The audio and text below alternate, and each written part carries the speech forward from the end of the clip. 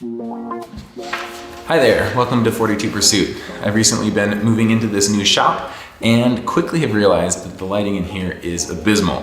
There are 5 light bulbs for 620 square feet. So I quickly ran out and got a 20 pack of these Barrina LED light fixtures from Amazon.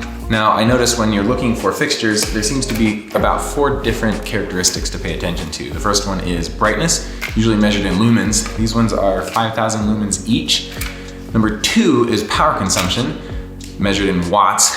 From the power company, they measure it in kilowatt hours, which means if you run something that is 100 watts for an hour, that's 0.1 kilowatt hours. So 1,000 watts, 1 hour, 1 kilowatt hour. Number 3 is color temperature. Now this is a scale in Kelvin. In the lower range, your white light will have a really orange sort of tinge to it. In the upper range, it's gonna have blue tinge. I like around 5,000 Kelvin, which is kind of a neutral white, and these ones are 5,000 Kelvin. Now, the 4th characteristic, which I find to be less prevalent in a lot of fixtures, is CRI, which is known as color rendering index. This is a percentage of accuracy, 100%, 100 being the highest possible accuracy you can get of what a color looks like when illuminated by this light source. Sunlight is about a near perfect illumination. When you look at lights under a low CRI fixture, sometimes the colors won't quite look right. So if you're trying to color match or stain match, you don't have the ability to see what it will look like in all the environments. If you have a high CRI, you'll be able to see it across all environments and get an accurate color match. So higher is better. I found usually 85 seems to be a good sweet spot where the price doesn't make it astronomically inhibitive, but you can still get reasonable color quality out of it. These fixtures are 85 CRI. So to recap, these are 4 foot long, 5,000 lumens, 40 watts, 5,000 Kelvin, and they have a CRI of 85. Now to hook these up to power, you're gonna need a couple things that they include, one of which is a little pigtail connection. There's a 3-prong connector that goes into the fixtures, and this one has the 3 power wires that you'll need if you want to connect it into a junction box in your wall.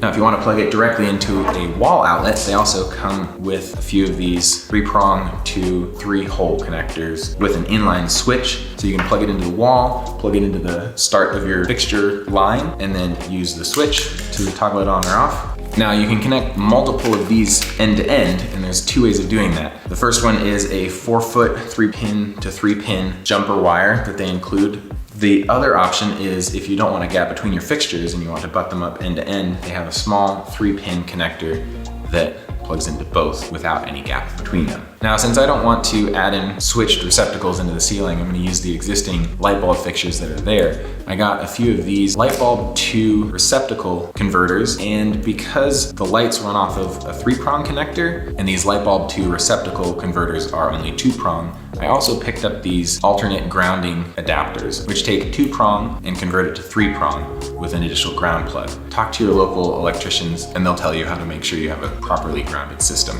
And last but not least, the mounting method for these fixtures. They come with these bent steel clips that you can screw into your ceiling and then snap your fixture into the wings on the side to hold them securely. I've heard some people say that these clips don't work very well and to find a different mounting method, but I have a feeling that they've improved their process and these will work just fine. Now the installation plan is to run 3 runs of these along the length of the building, 1 right down the center and then 2 more splitting the difference on either side of those. That will end up because I have 20 fixtures, 6 down the middle, and then 2 runs of 7 strips on each side. They specify that these fixtures can only run 6 end to end, and so I will have to come up with a solution to make sure on my runs of 7 that I'm feeding power from either the middle going both ways or both from each end or some combination.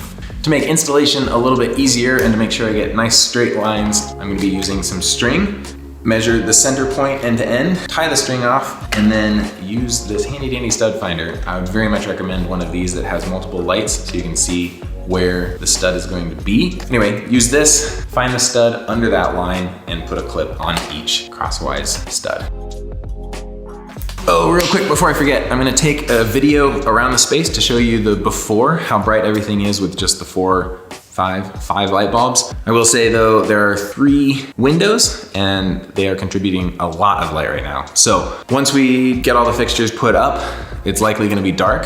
So keep that in mind when you see the after and realize that all the light is coming directly from the fixtures with no help from the outside light.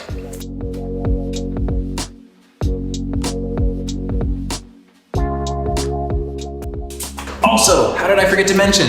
I've got 20 of these. Each one is 5,000 lumens, which means the finished lighting is gonna be 100,000 lumens. Yes!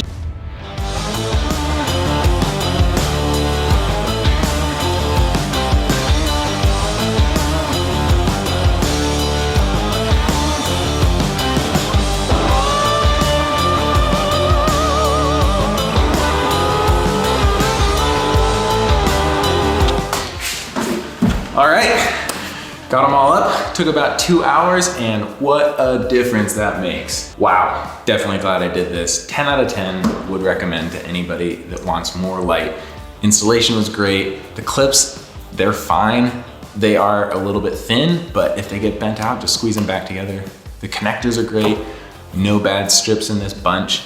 And the power cables seem just fine to me. Anyway, they make a couple different styles. I'll have links below. They have different lengths, different color temperatures, and different fixture styles as well.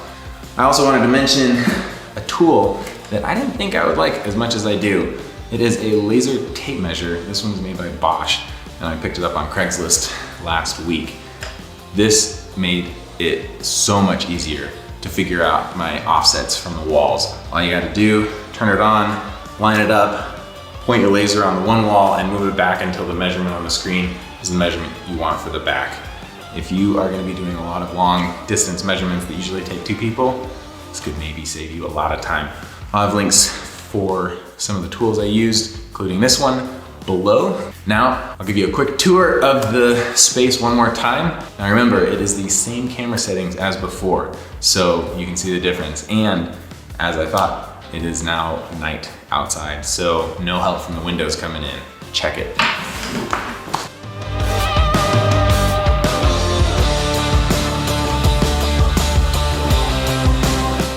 Wow, thanks for sticking around. Here at 42 Pursuit, we are pursuing life, the universe, and everything. That includes everything from shop stuff, electronics, home improvement, DIY, design, engineering, build, you name it. Whatever we think is interesting, we're gonna be sharing with you guys, so stick around. Thanks.